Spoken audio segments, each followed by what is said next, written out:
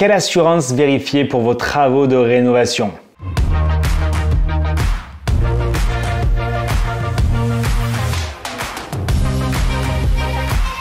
Hello à quoi? Hello mon cher entrepreneur, ici Julien Malengo, j'espère que tu vas bien. La patate.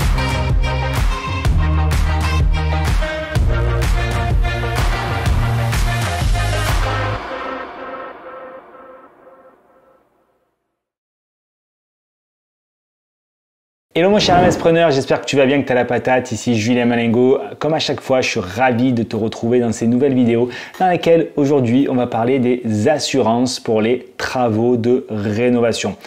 Avant de rentrer dans les détails, et comme à chaque fois, tu le sais, je t'invite à t'abonner à cette chaîne, à cliquer sur la petite cloche pour ne manquer aucune des notifications lorsqu'on publie des nouvelles vidéos et surtout à ne pas hésiter à poster des commentaires, des questions si tu as le moindre doute, la moindre incompréhension, le moindre renseignement nécessaire pour que tu arrives à passer à l'action et à avancer dans le développement de ta liberté et ton indépendance financière. C'est fait pour toi, cette communauté, je peux que te souhaiter de passer à l'action et d'y arriver. Alors aujourd'hui, on est là pour parler d'assurance. Assurance pour les travaux de rénovation. La première des assurances la plus connue est la fameuse décennale. La décennale dit que pour les 10 prochaines années, comme son nom l'indique, si ton artisan a souscrit à ce type d'assurance, moyennant évidemment un coût, alors les éventuels vices cachés seront garantis, en fait, indemnisés si problème il y a. De même, s'il y a un dommage, tu pourras te retourner contre l'artisan qui, lui, appellera son assurance et n'aura pas de problème, n'aura rien à débourser. Ça sera le rôle de son assurance de pallier aux éventuels dégâts, dommages que son travail, son ouvrage, ses tâches, ses opérations sur le chantier auraient causé en fait. Son intervention sur le chantier pourrait causer des dégâts. C'est quoi ça? Tu pourras te retourner contre lui qui se retournera contre son assurance pour te rembourser. D'accord? Et ça, c'est une sécurité. C'est une obligation même si tu veux faire des travaux de grosses œuvres, de seconde œuvre. Maintenant, on va voir que ce n'est pas la seule particularité, ce n'est pas la seule assurance. Il y en a d'autres qui ont leur importance dans certains cas. Parce qu'imaginons qu'un dégât arrive, un dégât des eaux, et ton chantier peut se retrouver bloqué pendant quelque temps. Le temps que l'expert de la décennale passe, qu'il y ait des indemnités, tu vois. Donc là, c'est compliqué. C'est pour ça que dans certains des cas, selon les profils et les projets, il vaut mieux partir sur, en plus d'une assurance décennale, il vaut mieux que toi, non pas ton artisan, mais toi, tu prennes une assurance dommage ouvrage. Cette assurance n'est pas à adresser aux artisans, elle est faite pour toi. Elle est beaucoup plus rapide que l'expertise pour avoir la causalité en fait d'un dégât. Tu seras indemnisé automatiquement. Le chantier pourra reprendre.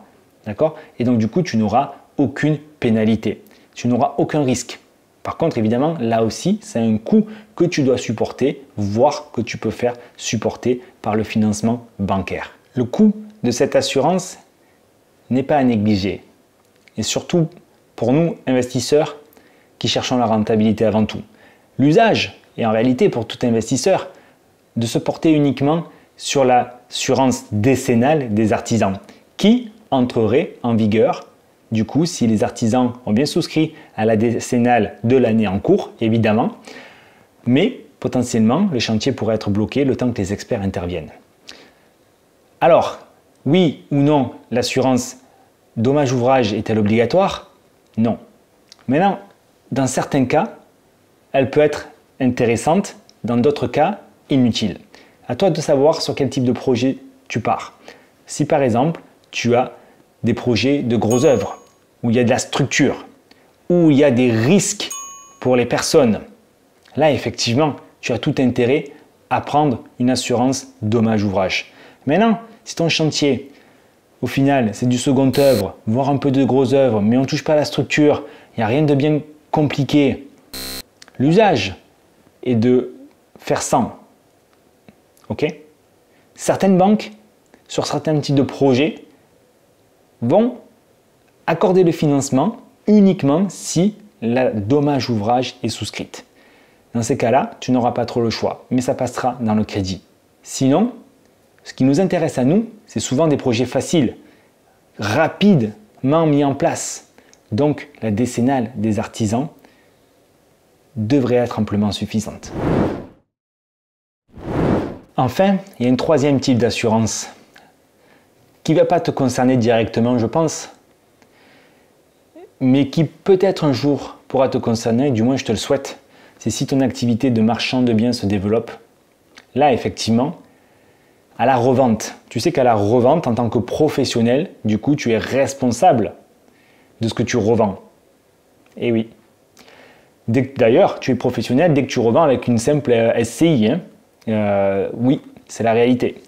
Donc, là, si tu cours un risque qu'éventuellement, s'il y a un dégât, l'acheteur, un vice caché, un dommage, se retourne contre toi. Toi, tu pourras te retourner potentiellement contre ton artisan qui pourra se retourner contre sa décennale de l'époque s'il l'avait. D'accord?